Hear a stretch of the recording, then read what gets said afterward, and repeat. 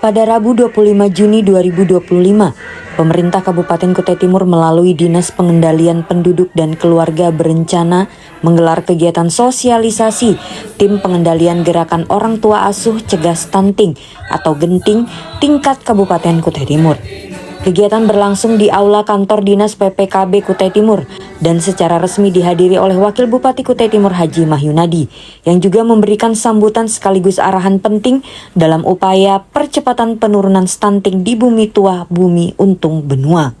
Sosialisasi tersebut menjadi wadah penyampaian strategi dan rencana teknis pelaksanaan program Genting, di mana nantinya masyarakat, instansi, organisasi, dan pihak swasta diharapkan terlibat aktif menjadi orang tua asuh bagi anak-anak yang mengalami atau beresiko stunting.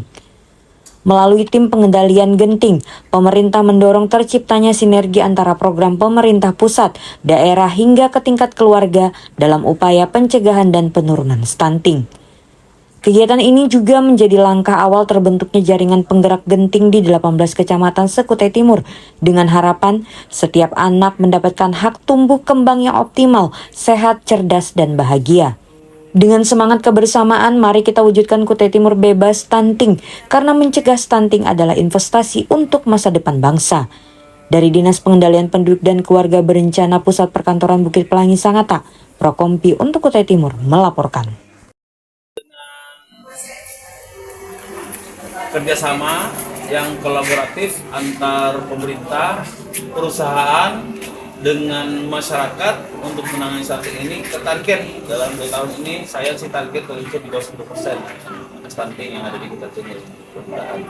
Mudah-mudahan satu periode Ardiansah Mahyunadi menjadi Bupati dan Wakil Bupati Kutai Timur, mudah-mudahan angka stunting tidak sampai 2 digit lagi, artinya sudah 9% ke bawah.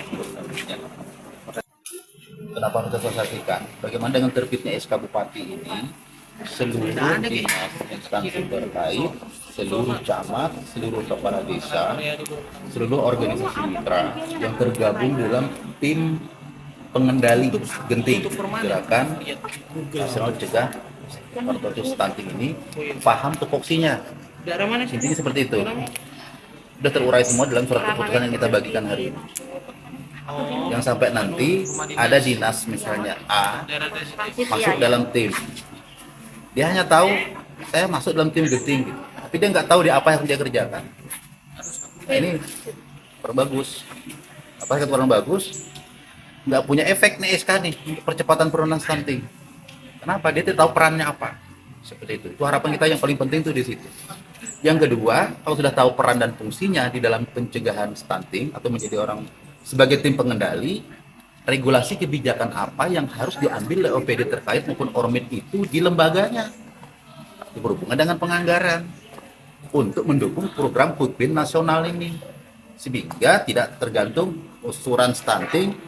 Oh ini urusannya DPPKB aja umpamanya, urusan stunting urusannya dinas kesehatan aja. Enggak seperti itu. Udah tahu tugas pokok dan fungsi kita di dalam tim pengendali itu, apa yang harus kita susun program kegiatannya melalui regulasi kebijakan anggarannya di OPD kita masing-masing.